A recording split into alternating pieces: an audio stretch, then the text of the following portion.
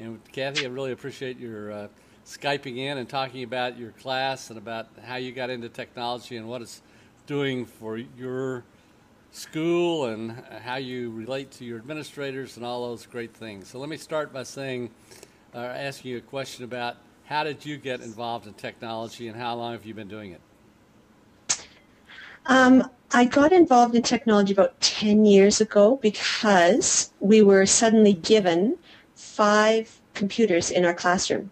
And those computers were called Sunray computers. It was a brand, a Microsoft brand, and they they had monitors and keyboards and internet access, but you couldn't put any programs on them.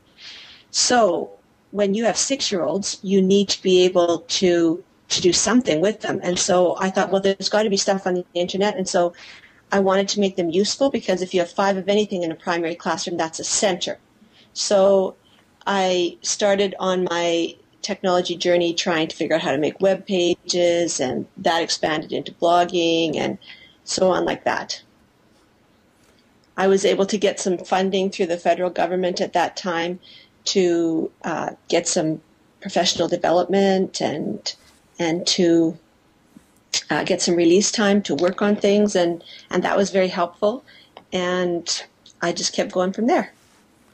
So we watched your first graders in action, and we saw them blogging, we saw them working on the internet, we saw them teaching us how to get on the internet and start their computers. We even learned about how we should be careful what we write and how we say it as well.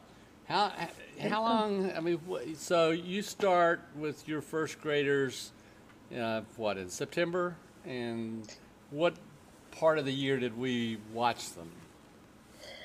Well, that video is a compilation of a whole year, of what it takes the whole year. In fact, some of the voices were some of my kids from last year, because I filmed a lot of it. I put a lot of it together in November, and a lot of my first graders weren't able to articulate it as I wanted it to be articulated yet. So I just borrowed some of my students that I had the year before and brought them into my room, and when we were doing the voice part.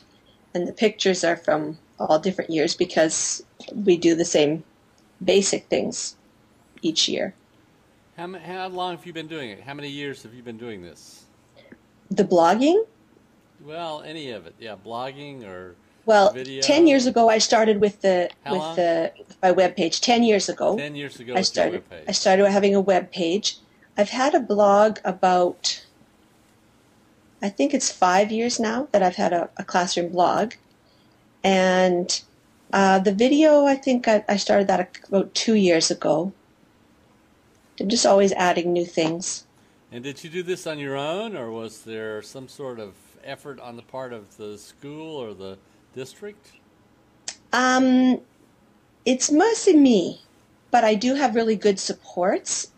We do have a technology coordinator in our division, and he's always been there for me whenever I've had a question. I'm always pushing the envelope and asking about new things, and he's always been very supportive. In fact, when I started blogging, I think he was looking for a guinea pig, somebody to try it, and I don't think he had in mind first graders, but he was happy to let me try, and there we go. It worked for them too. So I have tremendous support. What about the administration? Are they supportive? I've had several different principals through my time that I've been there, and none of them have tried to discourage me from doing it. Some of them are not really interested in technology, and so they haven't really encouraged me in a direct way, but by the fact that they were willing to let me do it. Because I have this fabulous technology coordinator, he started early on having conversations with the really important people in our division, like the director and the superintendents, and about the importance of the students being online and learning online. And because he had those conversations with them early on, we never had to go through the whole, oh, gee, we better be careful about having these kids on the internet. We better not let their pictures be seen.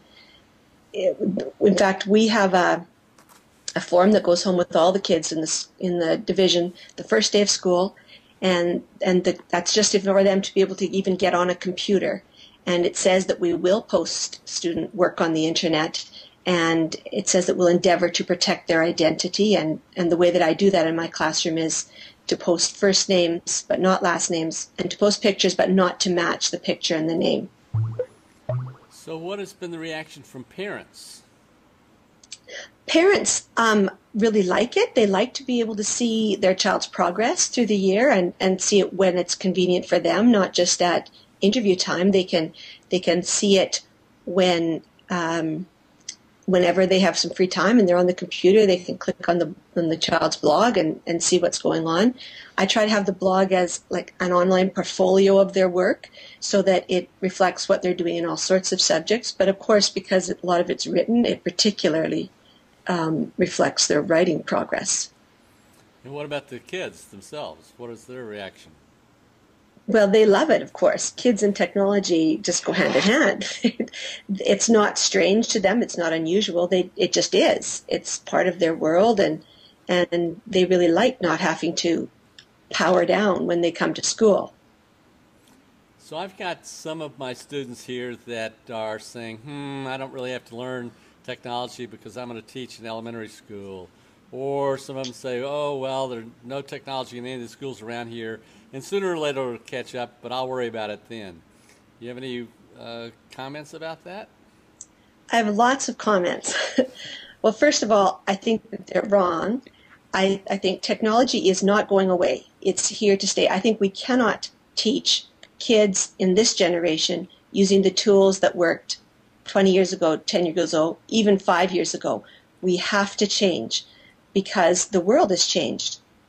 There are so many opportunities available online now for collaborating, for learning from other people, that you are handicapping your students and yourself, in fact, by not taking advantage of those tools.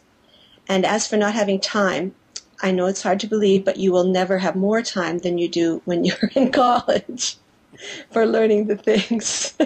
It does not get better when you start in your own classroom. I wonder if they believe you. I've said that to them, probably but I don't not. think they do. Well, what about blogs? What difference does it make in terms of students learning and their life? What if there weren't any blogs? Would it make any difference? The world would go on without blogs, I'm sure. We would find another tool. The things that I like about blogs that I can't find in pencil and paper is, one, an audience. Why would a child want to write on paper so that I can see it when they could write on their blog and the whole world can see it? And they know that lots of people are seeing it because the tool that I use, which is called Class Blogmeister, records the number of page reads that they've had. And so it's not uncommon for an article that my children write to have 100 or more page reads. That's very exciting when you're 6 years old to think that someone's coming to read that, which basically at this point in their writing is often only one sentence. I try for more, but that's very powerful to think that there's somebody who wants to see you, to see what you've written. And then not only can people see it, but people can comment back to you and tell you and comment about what you're writing. Besides the comments that your students have been leaving, my students also have blogging buddies at the University of Regina, which is about 40 miles down the road from us. And those students are required to comment on each of the blog entries that my students make this semester. And we also talk to them on Skype so that they feel like they know these students and they're supposed to talk about their writing and how they can improve their writing. And so they develop a relationship that way. We could not have that without the blog. They know that people from around the world come to see their blog because we have a cluster map on our blog, and it shows a red dot every time somebody from someplace comes to to read what we've written. They take those things for granted. They just think that's part of how the world is. And it is how it should be because it's possible for any student, not just for mine. Well, in your movie that we watched, they referred to the Alabama students that were responding to their posts. I suppose that was my class last semester. I'm not sure, but my guess Right, is. actually, there's two Alabama groups. There's you, and then there's there's a teacher in Gadsden that I think that's how you say it, and Right. she has her first graders, and they made some videos last year about the alphabet letters and put it on a wiki that we also have. So they watch those videos, and we've also done readers theater via Skype with them a couple of times. So they're getting writing, and they're getting video, and they're getting audio lessons all in this one medium. What